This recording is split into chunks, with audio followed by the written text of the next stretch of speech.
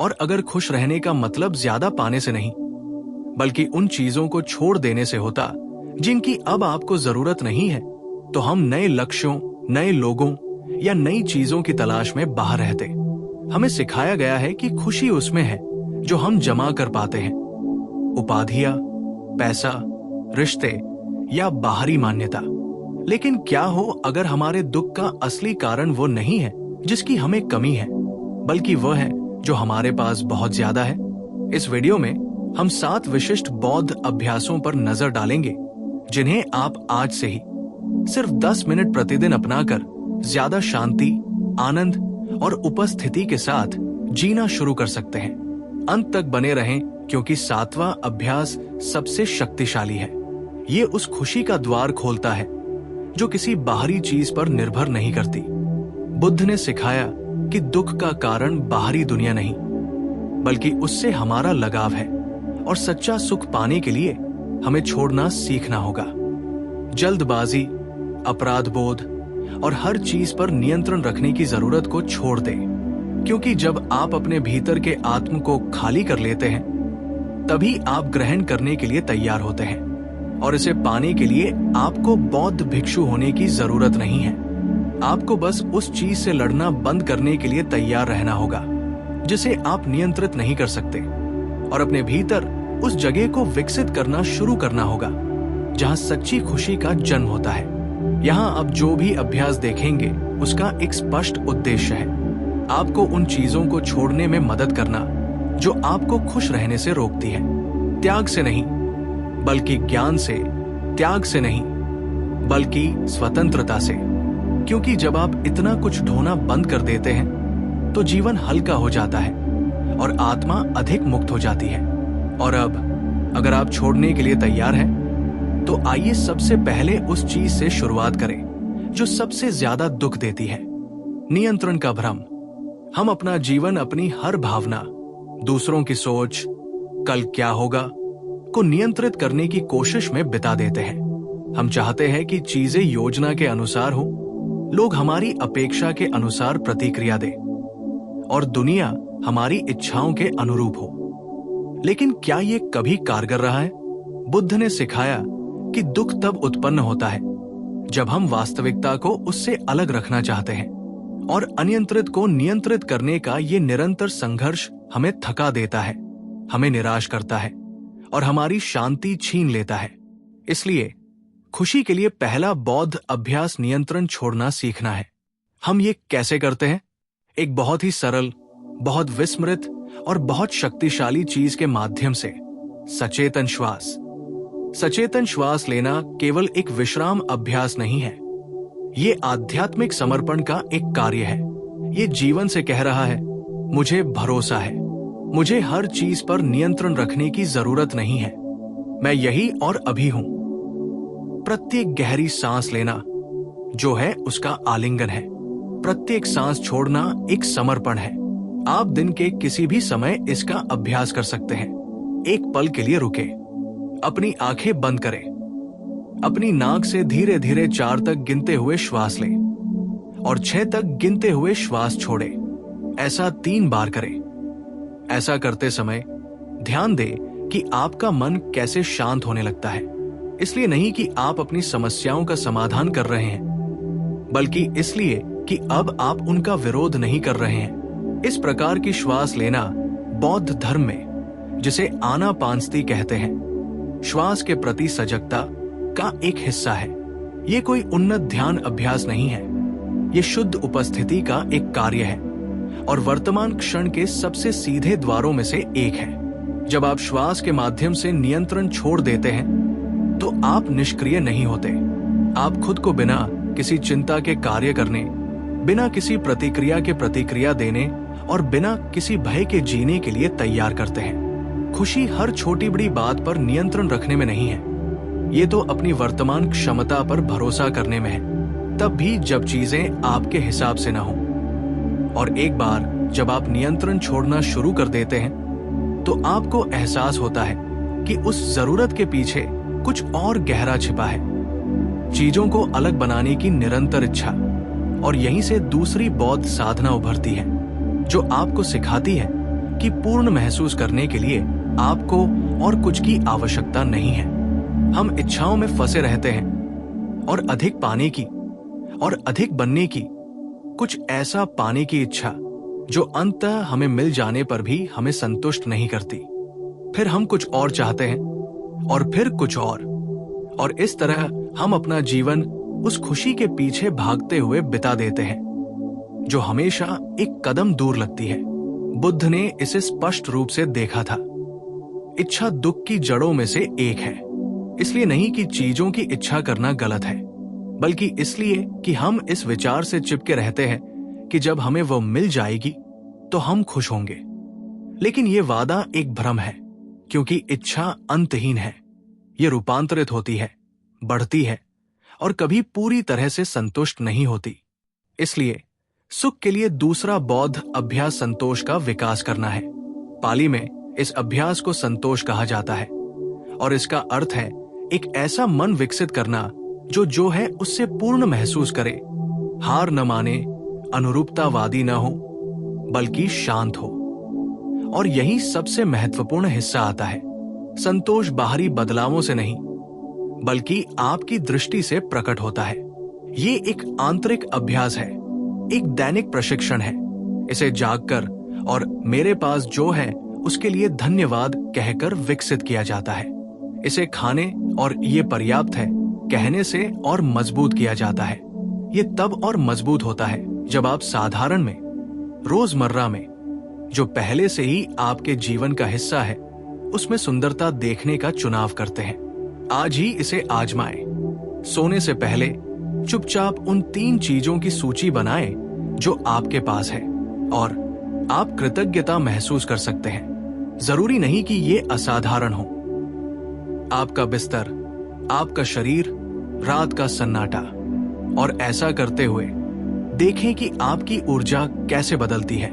जब आप खुशी का पीछा करना छोड़ देते हैं तो वो आपको जकड़ लेती है।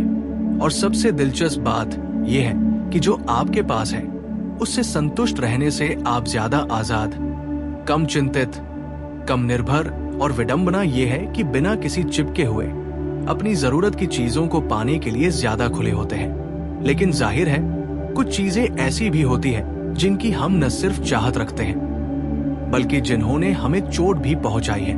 और सबसे भारी बोझों में से एक, जिसे कई लोग सालों तक ढोते रहते हैं, वो है नाराजगी।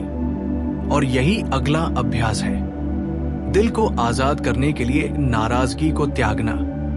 एक गहरा अभ्यास जो आपके प्यार करने के तरीके को बदल देता है। नाराजगी एक अदृश्य जेल है। आप इसे देख नहीं सकते, आप इसे हमेशा नोटिस नहीं करते, लेकिन इसका वजन बहुत ज्यादा होता है। ये हर दिन अपने सीने में एक पत्थर ढोने जैसा है, इस उम्मीद में कि दूसरा व्यक्ति आपके अंदर के बोझ को महसूस करेगा।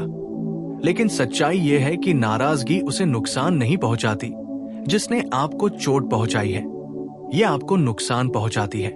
बुद्ध ने कहा था कि घृणा को थामे रखना जहर पीने जैसा है, इस उम्मीद में कि दूसरा व्यक्ति मर जाएगा। फिर भी हम में से कई लोग ऐसा करते हैं। हम दर्द को थामे रहते हैं क्योंकि हमें लगता है कि उसे छोड़ देने से जो हुआ उसे सही ठहराया जा सकेगा। लेकिन आक्रोश को छोड़ देना भूलना नहीं है, कम करना नहीं है। ये उस दर्द के बंधन से खुद को मुक्त करना है, ये उसे बार बार जीने से रोकना है। इसलिए खुशी के लिए तीसरा बौद्ध अभ्यास मेटा प्रेम दया का अभ्यास है। और हाँ, इसे उन लोगों पर भी लागू किया जा सकता है जिन्होंने हमें कभी न कभी चोट पहुंचाई है। ये अभ्यास आपसे शुरू होता है। अपनी आंखें बंद करें और सांस लें। कल्पना करें कि हर सांस के साथ आप अपने हृदय को गर्म प्रकाश से भरते हैं और हर सांस छोड़ने के साथ वो प्रकाश पहले आपकी ओर, फिर किसी ऐसे व्यक्ति की ओर जिसे आप प्यार करते हैं, फिर किसी तटस्थ व्यक्ति की ओर और अंत में उस व्यक्ति की ओर फैलता है जिसने आपको पीड़ा दी है। उस क्षण मन ही मन अपने आप से दोहराए कि आप दुख से मुक्त हो सकते हैं, आपको शांति मिल सकती है और आप प्रेम के साथ रह सकते हैं। शुरुआत में ये झूठा या दर्दनाक लग सकता है, लेकिन अभ्यास के साथ आपका हृदय जाने देना शुरू कर देता है, क्योंकि बौद्ध धर्म में क्षमा कोई बाहरी क्रिया नहीं है, ये एक आंतरिक प्रक्रिया है। ये हमारे अंदर मौजूद दर्द को पोषित करना बंद करने का एक सचेत निर्णय है। और यही कुछ सुंदर घटित होता है। जब आप आक्रोश छोड़ देते हैं तो आप न केवल खुद को मुक्त करते हैं, बल्कि बिना किसी डर के प्रेम करने की अपनी क्षमता भी पुनः प्राप्त कर लेते हैं। अगर आपका दिल बंद है तो खुशी संभव नहीं है, और अगर आप अतीत से बंधे रहते हैं तो कोई वास्तविक स्वतंत्रता नहीं है। लेकिन छोड़ने के लिए कुछ गहरा है, कुछ ऐसा जिस पर हम अक्सर ध्यान नहीं देते, लेकिन जो हमारे कई फैसलों का मार्गदर्शन करता है। श्रेष्ठ, बाहरी रूप से मान्य या अत्यधिक महत्वपूर्ण महसूस करने की आवश्यकता, यही अहंकार है, और इसे छोड़ना खुशी की ओर सबसे परिवर्तनकारी कदम है। अहंकार चीखता नहीं, बल्कि आपके मन में लगातार फुसफुसाता रहता है, तुम सही हो, तुम ज्यादा मूल्यवान हो, तुम दूसरों से ज्यादा के हकदार हो।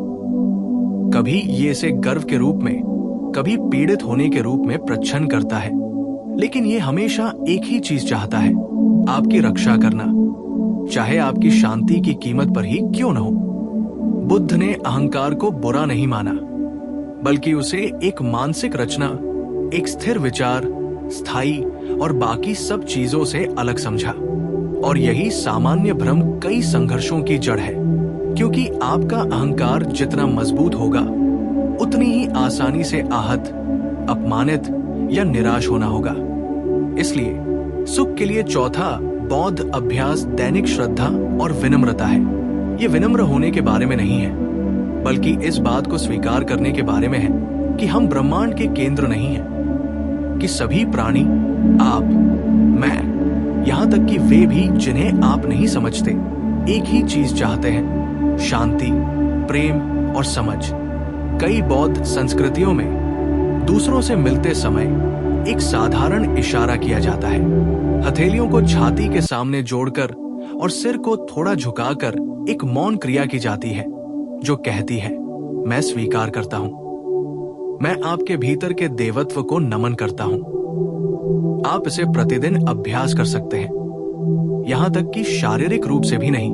उदाहरण के लिए, जब कोई आपको परेशान कर रहा हो तो गहरी सांस लें और मन ही मन कहें, मुझे नहीं पता कि आप किस दौर से गुजर रहे हैं, लेकिन आपका बेटा कोई प्रतिक्रिया नहीं दे रहा है। जब आपका मन आखिरी बात कहना चाहे तो खुद से पूछें, क्या मैं सही होना चाहता हूं या शांति चाहता हूं? जब आप दूसरों से ज्यादा महसूस करते हैं तो याद रखें, सब कुछ नश्वर है। आज आप शीर्ष पर हैं, कल आप नीचे से सीख सकते हैं।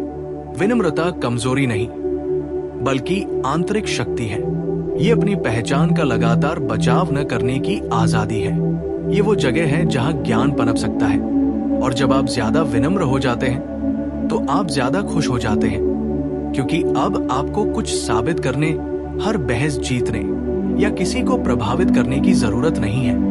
और तभी कुछ और भी फीका पड़ने लगता है, हर चीज के बारे में शिकायत करने की वो लगातार जरूरत, क्योंकि खुद को हर चीज का केंद्र मानना बंद करके आप जो है उसके लिए ज्यादा आभारी होने लगते हैं। और यही खुशी की राह पर अगला कदम है, शिकायत को कृतज्ञता में बदलना। शिकायत करना उस बूंद की तरह है जो बार बार एक ही पत्थर पर गिरती है, जो समय के साथ घिस जाती है दुनिया में।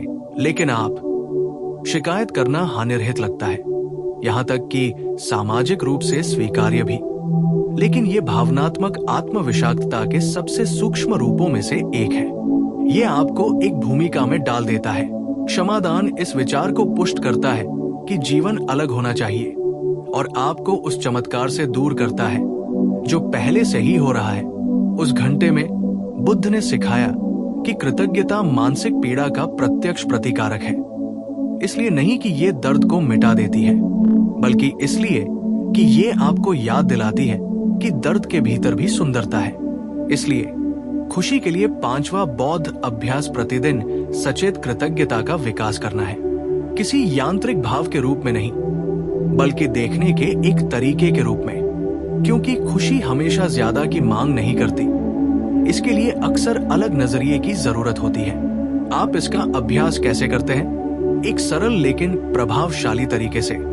जब आप उठें, अपना मोबाइल फोन उठाने से पहले सांस लें और मन ही मन उन 3 चीजों की सूची बनाएं जिनके लिए आप आज आभारी हो सकते हैं। जब भी आप अपने मन में या अपनी आवाज में कोई शिकायत उठते हुए देखें, रुकें और उस वाक्यांश को बदल दें। मैं हर चीज से थक गया हूं कहने के बजाय कहें धन्यवाद, क्योंकि मेरे पास एक संवेदनशील शरीर है। दिन के अंत में एक पंक्ति लिखें, आज मैं इसके लिए आभारी हूं। चाहे वो एक कठिन दिन रहा हो, हमेशा कुछ न कुछ होता है। एक दयालु शब्द, धूप की एक किरण या एक कठिन लेकिन जरूरी सबक। ये अभ्यास अगर आप इसे कई दिनों तक करते हैं तो आपके मन को नया रूप देता है, क्योंकि जहां कृतज्ञता होती है वहां शिकायत की कोई गुंजाइश नहीं होती। जहां कृतज्ञता होती है वहां आत्मा शांत होती है, दयालु और अधिक ग्रहणशील बनती है, और यहीं पर जादू होता है। आप समझने लगते हैं कि अच्छा महसूस करने के लिए आपको हर चीज बदलने की जरूरत नहीं है। आपको बस अपने जीवन में जो पहले से ही सही है उसके प्रति अधिक उपस्थित रहने की जरूरत है। लेकिन जाहिर है, शिकायत अक्सर जल्दबाजी में जीने, दूसरों से अपनी तुलना करने या ये महसूस करने से उपजती है कि ये कभी पर्याप्त नहीं है। और यही परिवर्तन के इस मार्ग पर अगला कदम है, जल्दबाजी को त्याग कर वर्तमान क्षण में लौटना। जल्दबाजी एक खामोश महामारी है।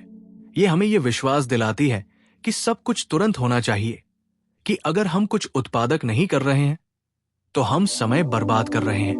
हम अपने शरीर को एक जगह और मन को दूसरी जगह रखकर जीते हैं।